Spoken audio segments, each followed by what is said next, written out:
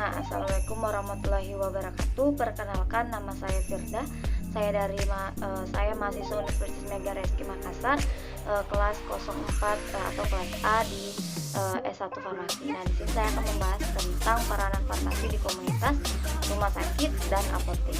Nah, pekerjaan kefarmasian adalah pembuatan termasuk pengendalian mutu sediaan farmasi, pengamanan, pengadaan, penyimpanan, dan pendistribusian atau penyaluran obat, pengolongan obat, pelayanan obat atas resep dokter, pelayanan informasi obat, serta pengembangan obat, bahan obat, dan obat tradisional. Nah, adapun yang melakukan pekerjaan kefarmasian yaitu apoteker dan tenaga teknis kefarmasian atau biasa disebut TTK. Nah, pertama, peranan profesi farmasi di komunitas. Farmasi komunitas adalah area praktik farmasi di mana obat, produk kesehatan lainnya dijual atau disediakan langsung kepada masyarakat secara ecer, baik melalui resep dokter maupun tanpa resep dokter. Nah, peranan profesi farmasi di komunitas pertama yaitu ada tanggung jawab pada obat yang tertulis pada resep. Saat ini pelayanan yang paling utama dari peranan apoteker adalah informasi tentang obat yang sering sekali diperlukan dan dibutuhkan pasien. Kedua yaitu ada tanggung jawab terhadap penjualan obat bebas. Nah, tanggung jawab apoteker juga penting dalam kasus swab medikasi atau pengobatan sendiri ataupun penggunaan obat tanpa resep dokter. Nah, yang kedua yaitu ada peran profesi farmasi di rumah sakit.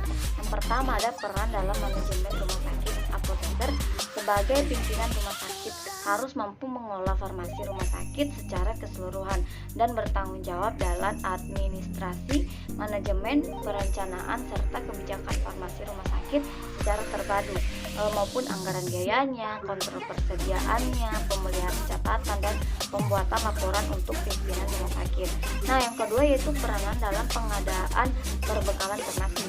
Nah, dalam perencanaan pengadaan kebutuhan perbekalan farmasi memerlukan kajian yang cermat, tepat, dan teliti berdasarkan pada stok yang ada serta dilakukan pengkajian obat yang diadakan sesuai dengan formularium. Nah, yang ketiga ada peranan dalam penyimpanan obat. Pengaturan obat langsung dilakukan dan dikelola di bawah pengawasan dan tanggung jawab instalasi farmasi rumah sakit.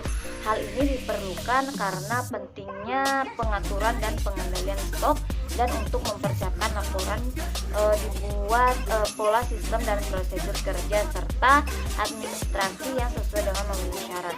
Nah, yang ketiga yaitu peranan dalam distribusi obat.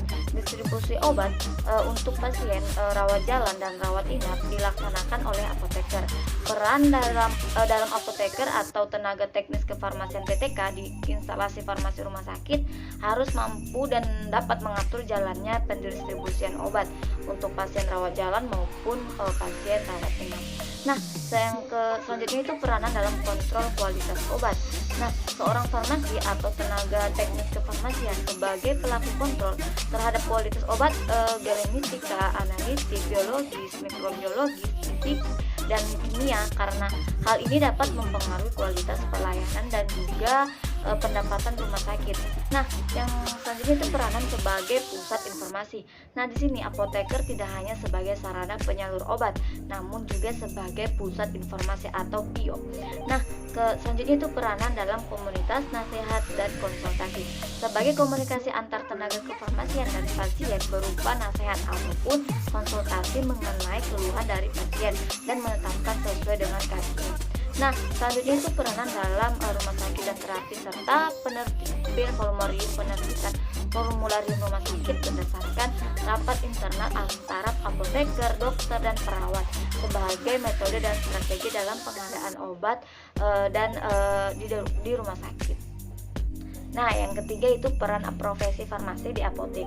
Yang pertama yaitu peranan apoteker sebagai profesional apoteker yang memiliki kemampuan dalam melaksanakan kegiatan pelayanan kefarmasian yang bermutu dan efisien yang berdasarkan pharmacy care di apotek. Nah, yang kedua ada peranan apoteker sebagai manajer. Nah, manajemen secara formal diartikan sebagai perencanaan, pengorganisasian, pengarahan, dan pengendalian terhadap penggunaan sumber daya manusia sesuai dengan ketentuan perundang-undang. dengan yang berlaku. Nah, apotek harus dikelola oleh apoteker yang profesional.